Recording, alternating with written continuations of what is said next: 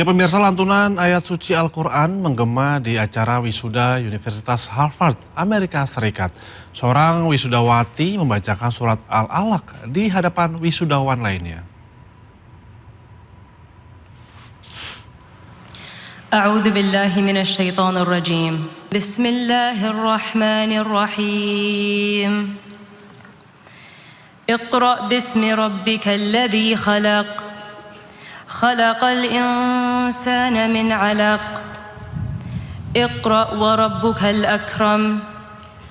Alladzi 'allama bil qalam. 'Allamal insana ma lam ya'lam. Suara merdu Suhaila Muhtar menggema di upacara kelulusan Universitas Harvard, Cambridge, Amerika Serikat saat melantunkan ayat suci Al-Quran. Wisudawati ini membacakan surat dalam Al-Quran yang pertama kali diturunkan kepada Nabi Muhammad, Al-Alaq. Ayat pertama, Iqra, yang bermakna bacalah, terasa relevan di tengah momen kelulusan di salah satu kampus terbaik dunia. Upacara kelulusan di Harvard kini telah berkembang menjadi kegiatan multikultural dan multireligius. Sejumlah perwakilan wisudawan berpidato, berdoa bersama dan menyampaikan pesan-pesan moral di atas podium.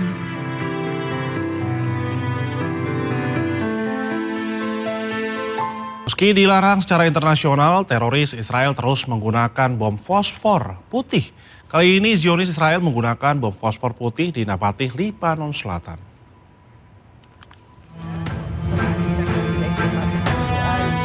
Israel menjatuhkan bom fosfor putih di daerah sipil di desa Arnon, Nabatiyeh, Lebanon Selatan. Bom fosfor putih adalah amunisi yang dilarang secara internasional, namun teroris Israel menggunakannya terhadap warga sipil. Belum diketahui jumlah korban akibat serangan brutal penjajah Israel ini. Zionis Israel juga menjatuhkan bom di Kastil Beaufort, salah satu landmark paling bersejarah di Lebanon Selatan. Situs berusia 900 tahun ini memiliki status perlindungan tertinggi UNESCO berdasarkan Konvensi Den Haag. Zionis Israel tidak hanya melakukan pembunuhan massal terhadap warga sipil, namun juga sedikit demi sedikit menghapus sejarah rakyat Lebanon. Pejuang Hizbullah kembali melancarkan roket ke Kiryat Shmona, Israel.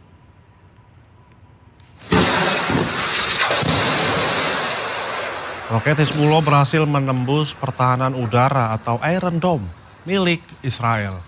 Ledakan dasar terjadi di wilayah Kiryat Shmona pada malam hari. Serangan ini terus dilakukan oleh Hizbullah terhadap Zionis Israel di tengah gencatan senjata.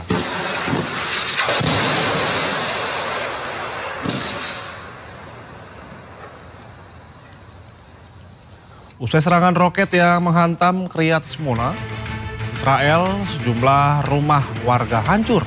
Puing-puing bangunan berserakan akibat serangan roket milik pejuang Hizbullah.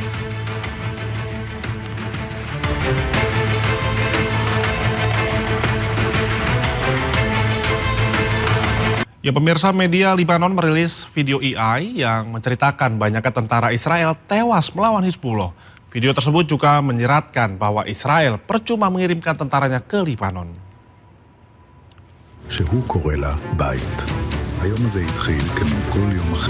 Media Lebanon merilis video berteknologi AI atau kecerdasan buatan yang menceritakan terkait tentara Israel di Lebanon. Dalam video tersebut memperlihatkan bahwa tentara Israel memiliki keluarga yang menunggu di rumah.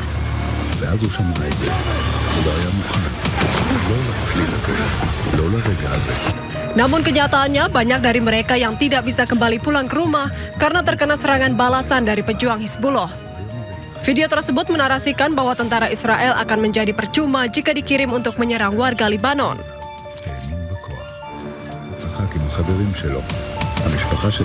Sementara itu, pesawat tanpa awak atau drone milik pejuang Hizbullah menyerang sejumlah kendaraan serta barak milik militer Israel di Lebanon Selatan. Serangan sebagai balasan Hizbullah lantaran Israel terus melakukan serangan besar-besaran ke Lebanon Selatan.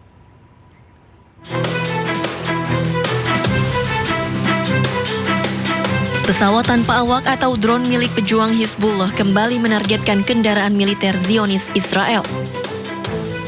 Kali ini, drone Hizbullah menargetkan kendaraan komando Humvee di lokasi Manara di perbatasan Lebanon. Akibat serangan itu, kendaraan Israel meledak dan hancur.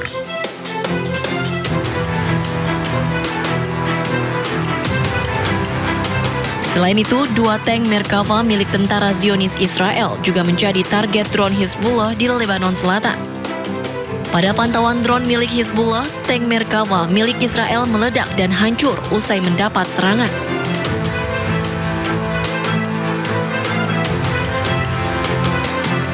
Di lokasi lainnya, serangan drone Hizbullah menghantam barak yang menampung pasukan Israel di Nakobra.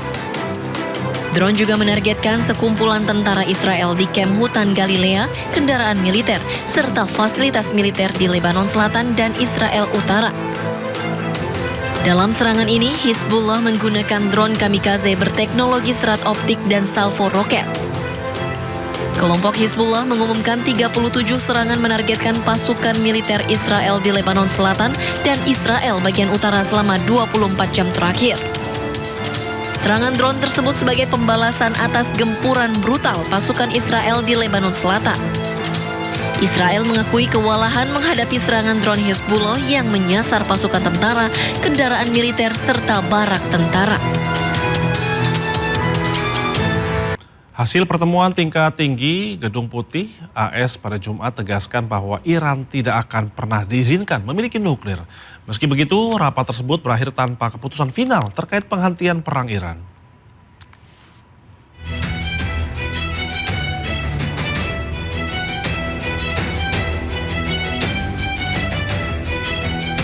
Memasuki 3 bulan perang Iran, Presiden AS Donald Trump mengadakan pertemuan tingkat tinggi di Gedung Putih, Washington DC pada Jumat. Pertemuan yang berlangsung selama 2 jam tersebut bertujuan untuk membuat keputusan akhir gencatan senjata.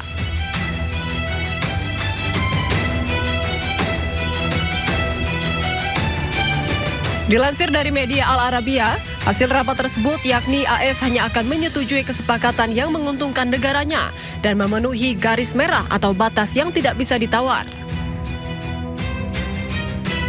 Selain itu, Gedung Putih juga menegaskan bahwa Iran tidak akan pernah diizinkan memiliki senjata nuklir.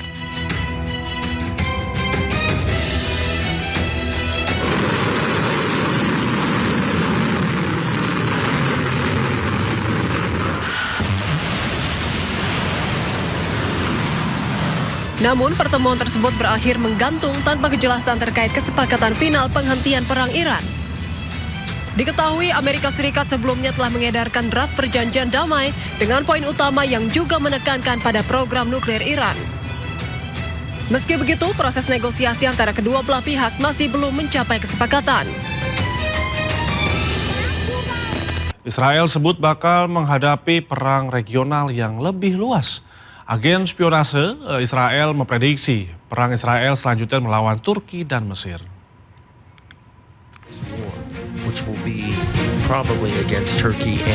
Agen mata-mata Israel Amerika Serikat Jonathan Pollard mengisyaratkan Israel mungkin akan menyerang Mesir dan Turki dalam waktu dekat.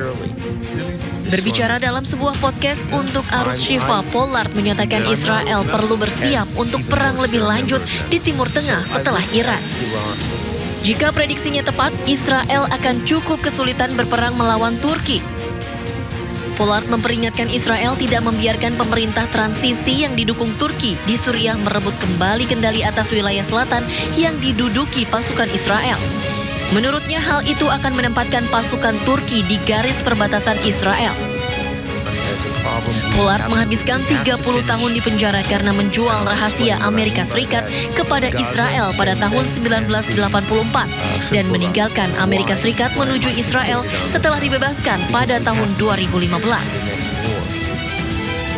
Sejak pindah ke Israel dan memperoleh kewarganegaraan, Pollard telah menjadi pendukung dan teman Menteri Keamanan Nasional Itamar Ben-Gvir dan telah mendukung seruan untuk pembersihan etnis di Palestina yang diduduki. Ya pemirsa, roket Blue Origin meledak saat menjalani uji mesin di Florida, Amerika Serikat. Insiden terjadi saat pengujian mesin roket dalam kondisi menyala saat masih tertambat di darat.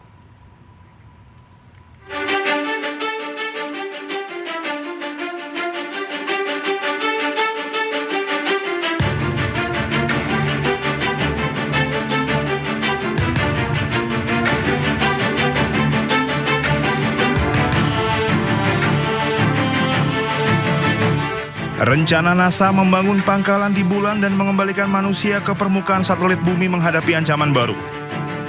Roket New Glenn milik perusahaan antariksa Blue Origin meledak saat menjalani uji mesin di landasan peluncur Cape Canaveral, Florida, Amerika Serikat, Kamis malam waktu setempat. Insiden terjadi saat pengujian mesin roket dalam kondisi menyala saat masih tertambat di darat. Pendiri Blue Origin, Jeff Bezos, mengatakan tidak ada korban. Semua personil berhasil dievakuasi dan dipastikan selamat.